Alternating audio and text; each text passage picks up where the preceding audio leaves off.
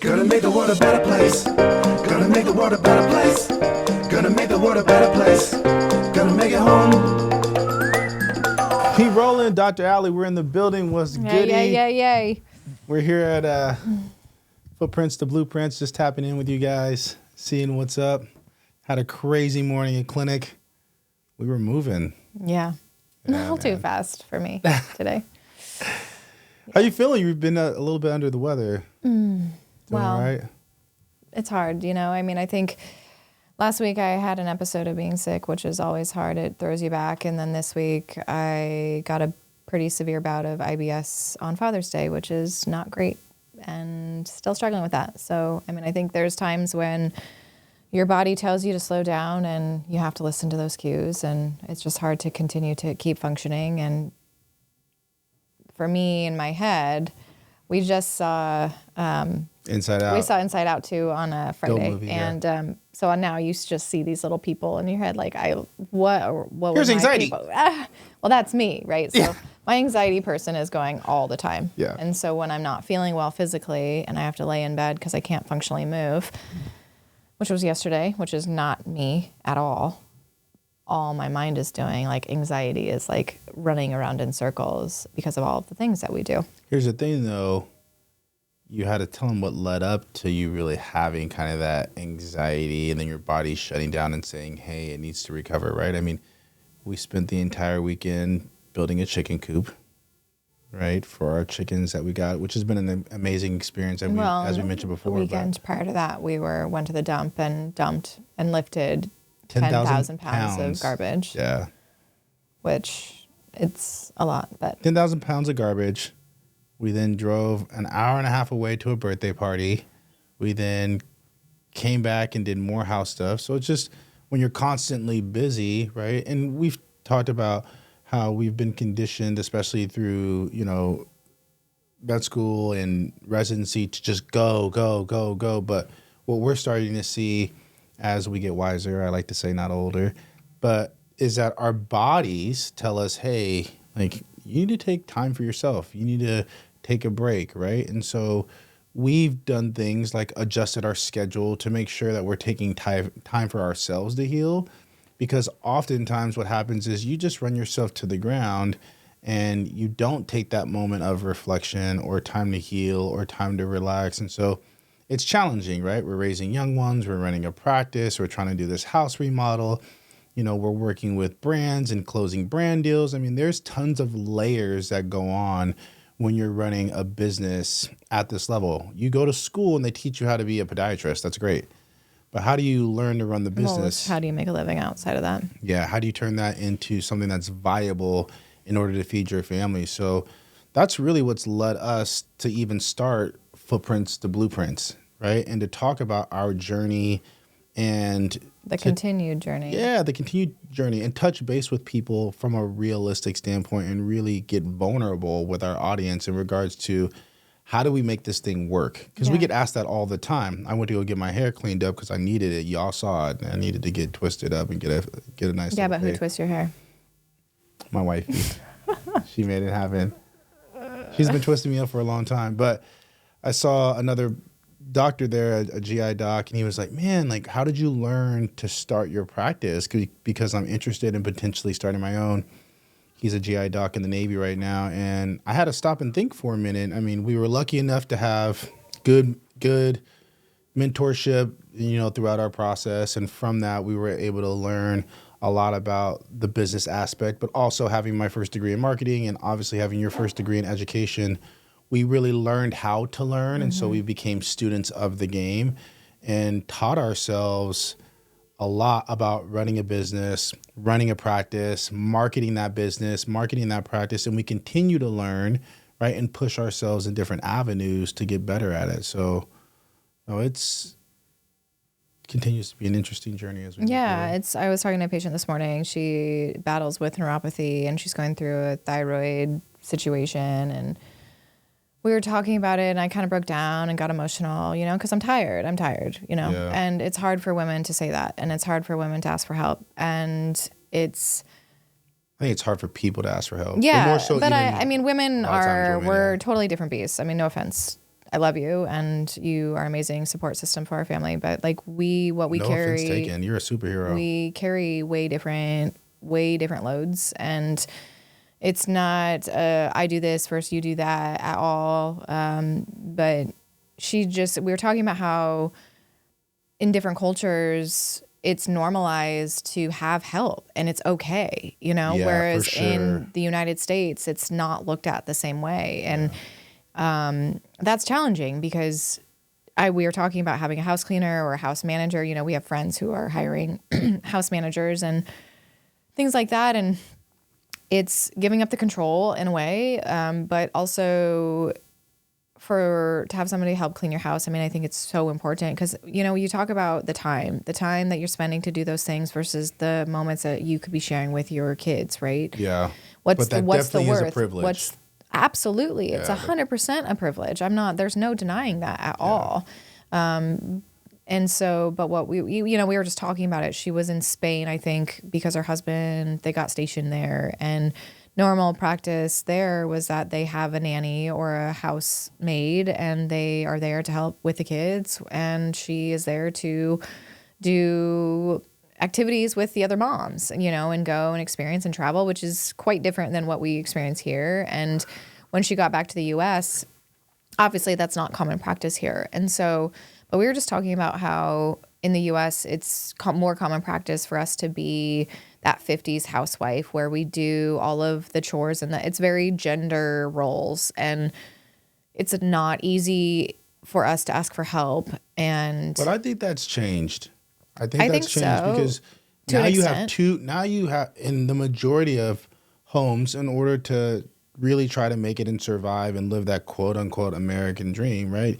You have both partners working, right? Whether it's the husband and the wife, the husband and the husband, the wife and the wife, it doesn't matter. You have two people typically in that household that are having to work. And so there isn't that specific person for the majority of us that have that one person who's in the home to help manage the home. I think what's happened is there is a lack of truly understanding how challenging it is to manage a home, right? Like when you said like, oh, that 50s housewife, like before that was really marginalized as far as like, well, I mean, she's stay at home. Like, do you know how hard it is to stay at home and be around children all day, fold laundry, cook, clean? So like, do you remember? That is hard. So there's an article that I was reading about stay-at-home parents.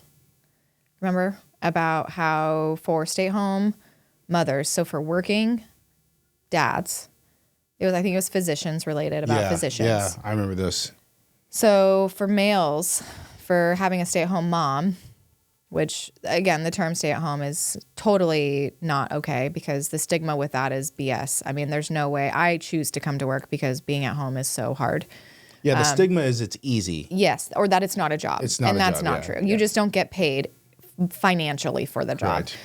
But so the percentage was something crazy. So for like males, for physician males, their amount of them, the percentage of them who have stay-at-home wives or partners is like 85%. Something, I believe that. Something high. Then for the wife physician, the female physician, to have a partner who stays at home, it was like 30%. Significantly lower. So that means assumptions here that the physician mom is working full-time, part-time, whatever, still going to work for amount of time period of the day. Yeah. Then going home and still running the household. I mean, that's me. Yeah, absolutely. And I think it's just tiring and it's draining, and the expectation that we're supposed to be okay all the time, or why are we grumpy, or, you know, you see all the Instagram posts about all of these things. I mean, and now it's getting to be more talked about and aware. And I think it's important because the boomers didn't talk about anything. They didn't talk about health. They didn't talk about marital problems. They didn't talk about emotional problems, anxiety, depression, all of that stuff. Like that was a taboo. And so to now be talking about it more, I think is important. And my patient literally, she was like, I give you permission to relax. And I think as a woman who has raised kids herself, she has 4 children, going through her own personal health problems and like all of that. I mean, we are now, she said, I think we're talking about it more to give each other permission Absolutely. to take a step back, to say, hey, I don't need to be this. I can just sit on the couch and be okay. And it's not, someone's not judging me for that.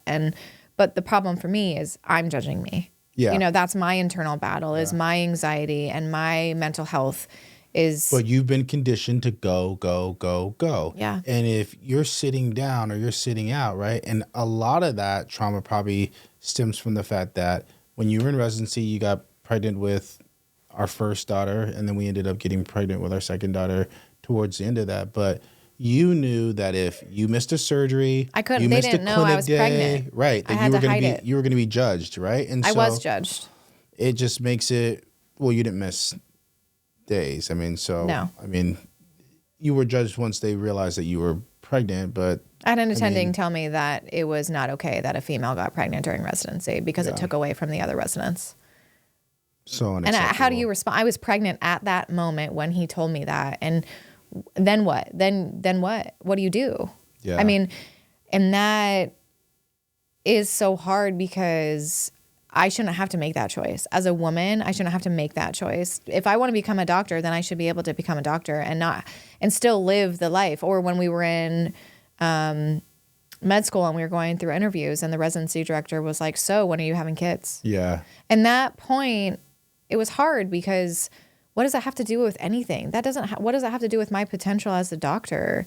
And that's all they cared about. And you weren't asking the males that, the married males or the single males. You weren't asking the single females. Single females can just have babies just as easily as we could. I mean, Yeah. just because we were married. And to be put in those boxes and to be suppressed because of that and not given opportunities, right? So this is a whole discrimination conversation because these are things that continuously happen, and not just to females or somebody of color. It's all people who are of a minority group, you know, and we're all still battling this. And society cannot. We are battling a lot of things, but that subconscious bias, right?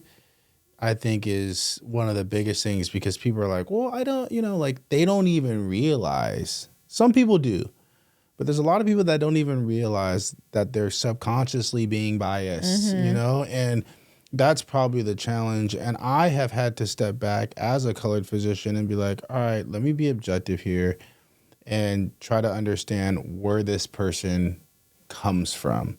What generation do they come Right. from? What part of the country do they come Right. from, right? Because I myself, as a man of faith, am like, I'm not going to judge this person that's already judging me. I'm going to operate in love. Yeah, right. You know what I mean? Right. And we can agree to disagree without me getting all up in arms and, being put in a position of being angry or like, no, I just don't agree with that. And I'm not even going to have a discussion with you in regards to it because I know where you stand and you're not open or receptive. I try very hard to be open and receptive because everyone's entitled to an opinion. That doesn't mean that your opinion's right. Doesn't mean that it's wrong, right? That's just your opinion. And we can have different opinions. We can have difference of opinions and not be at each other's necks in regards or walk away like, I hate that person because they have that opinion. It's like, no, we're just trying to engage in dialogue. That's it. That's it. You can still be my neighbor. Wait, hey, how's it going? Hey, Tim. Hey. Hey, okay, right? But it doesn't have to be this crazy like, oh Cut my your God. tree. Cut your tree, It's Tim. on my line. I'm really bummed the Celtics won, right? But I'm actually really stoked about it. But, people get super angry about stuff like that. So it's crazy.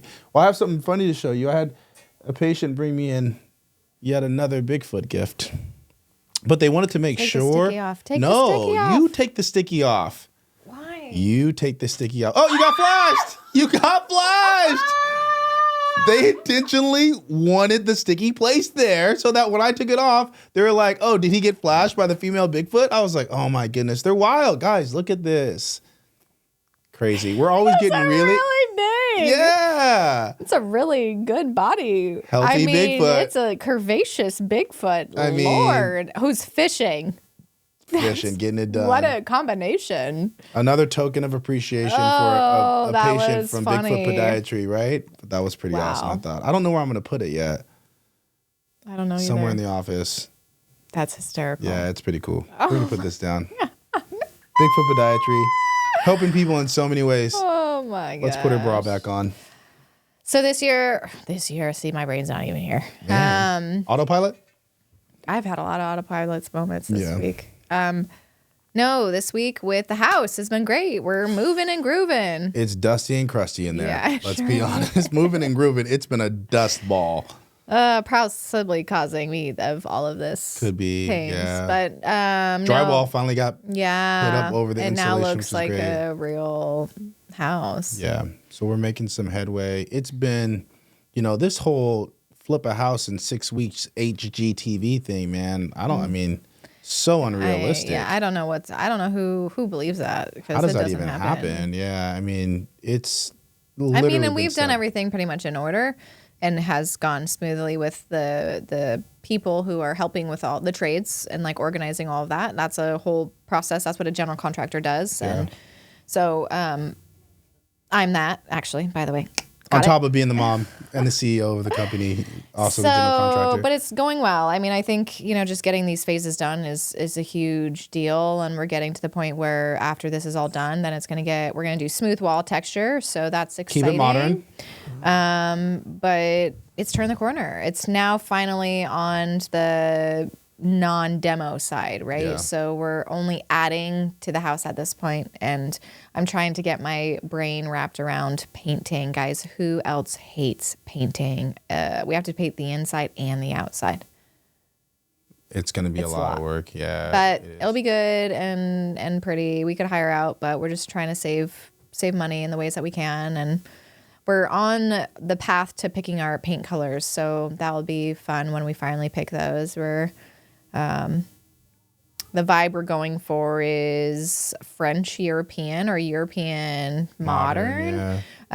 So 1976 neutral colors. Anyway, so we're excited to start that process, but it's a disaster. I mean, it's like, I showed my mom the laundry pile last night, and I was like, no, I'm going to get out of bed, because I was in bed all day. I'm going to get out of bed. We were in bed at 4:30. Yeah, I was in bed. I was like, I'm going to get out of bed. No, I came home. No, this is not. Let me finish what I'm trying to say here. You were upstairs. Oh, okay. So I said. But we were in bed at 4:30. Can I go now? Yes, babe. So I said, Mom, let me show you this pile of clothes. She's like, no, it's okay. Because she actually was there at the house helping fold clothes today. And so. I did not see her today. You've not been home. You've been at work. She went to the house to help. Dang. So anyway. Shout out, Mom. I went to say, hey, let me know that. show you this. That's why I was up at 5 a.m. folding laundry to help the pile go down. Because so her response when she walked in there was that. She was like, oh, this is bigger than I thought. She was like, you guys need to get rid of half your clothes. You just need to pack 2 small bags and live off of that. And I was like, stop. We have 2 children. I was we like, have no, scrubs. we just There's need no to put the way. clothes away in the closets and it's fine. Half of our clothes. I mean, Anyway, maybe. and I go there all Jeremy's. Oh, you would try to say that. They are. They're not on my. You know what happens? Because Tell me what happens. I'll tell you what happens. So your mom goes through and she tries to make sure that their closet is clean. And so she packs up her clothes and then she packs up your dad's clothes as well. Well, your dad is like, I'm not getting rid of these clothes. So what your dad secretly does is he comes over to my house with his bag of clothes and he goes, hey, Jeremy, here's another sweatshirt. Like, my wife's trying to make me throw this away. So I've got like T-shirts from the 90s from your dad because he won't let go of it. That is funny. I did fold Armstrong Holmes. Yes, dude, this isn't just me. I have my clothes and John Armstrong's clothes, okay, man. but it's it was a lot of your clothes. I think And towels. I kept telling her, Mom, there's a pile of towels underneath my the clothes pile. are also bigger, so it's like, you got all the little people clothes are too. Guys, do you hear all of the excuses that I'm getting right now? Man. We're back to laundry. I was up though helping fold the laundry and put the clothes away today. It wasn't in the sequence that you wanted it to get done. Fold laundry. Where were you at folding laundry? I was folding laundry in the girls' room. You were organizing her closet, her drawers that you destroy when you pick out clothes in the morning. I love how this all falls back on the dad, right? I'm like, the fact that I can get my kids dressed, do their hair. The question that I have, ladies and gentlemen, whoever, but Jeremy is very particular about what our girls wear in the morning. So he picks the clothes. Okay.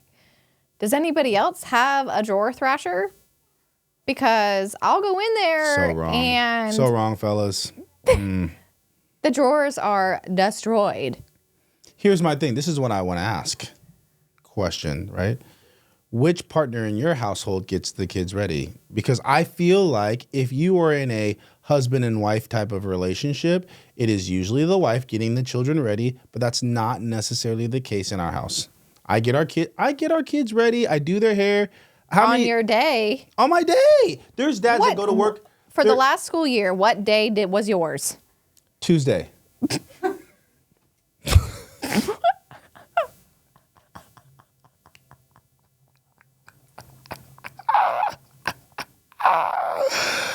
Oh my God. Oh my God. There's six other days. And on that day, there's 6 other the girls days. still ask for me to do their hair. Yeah, they love their mommy. They do. And it's funny. I do more than just one day, guys. Don't let her fool you. I know there's 6 other days in the week. I'm getting roasted right now. They're like, "Oh my goodness, he does this one day and he's feeling good." No, you help out a lot. No, you do. You help out a lot. No, it's very.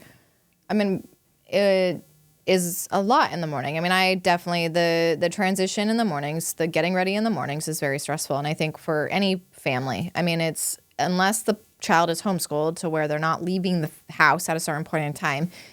No matter what parent is there in the morning trying to get the kids up and like in a good mood, because we have those children who don't want to wake up, and then it's usually earlier than they want to wake up, and then they have to eat breakfast and some drama happens. They have to take a bath. We take baths in the Their morning socks time, are too which tight. is, Their underwear are too tight. you know, They everyone didn't has brush their opinions. teeth. Yeah. You put butter on their toast and they didn't want that. It just is never So ending. it's always a process. But the girls and I have definitely transitioned to be in better practice in the morning to where energy is a lot more calmer. But It sets the still- tone for sure. It does, but we've worked on it, and they know, and it's very militant in the morning because the morning time is when I get a lot of my chores done. Yeah. I don't get it done in the afternoon because they're wanting to be involved and interactive of what we're doing. And so 5 a.m. is my time to get those chores done, get caught up on notes, to do chores, to clean dishes, like all of that is what that time is. So Do stuff for the house, right? Whether it's drawings, Yeah, working right. with, right? I mean, other But it's gotten better. specialties, subspecialties, stuff like that.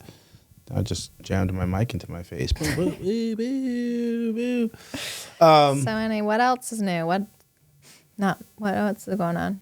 Nothing moving. Oh, I got my Fabletics scrubs on. Shout out Fabletics. Your new Hooked ones. me up, yeah, with some new scrubs. They always keep us plugged, so you know, that's always good. And our chickens now are Oh yeah, we got 6 chicks. Yeah, but they're 4 weeks, about 5 weeks. They're 5 4. weeks. They're 4. Anyway, 4 Yeah, to 5 you guys weeks. will get to see the really cute chicken coop that we just Yeah, shout out to finished. Roost and Root, I think is the company. Hopefully I said that right. But Yeah, we need that. We need their awesome. greenhouse. If you guys want to send us a greenhouse, we'll throw up a greenhouse.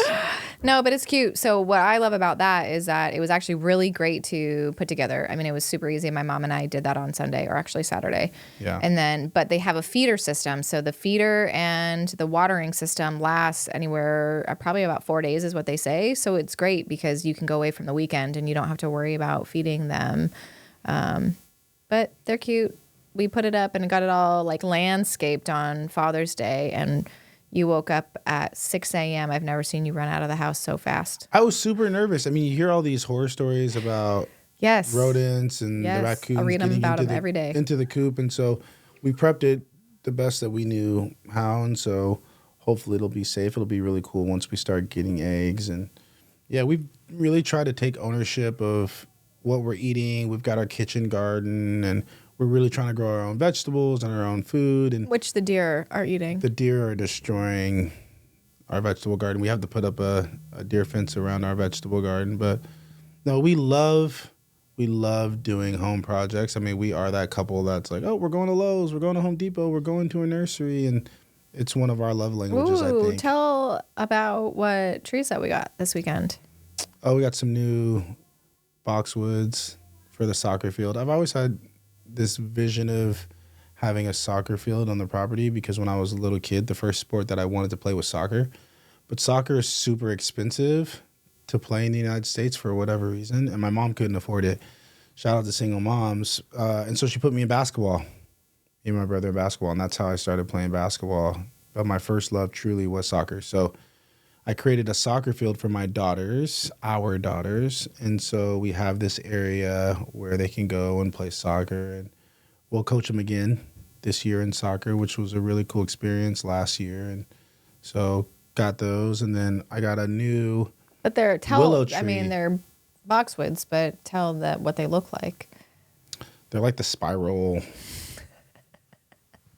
They're already shaped. You know, and- you're gonna have to go and take not shears. scissors. They have like clippers now where you can cut them like that. Okay. I got to get them in the ground first, but we'll show you those too. That'll be pretty cool.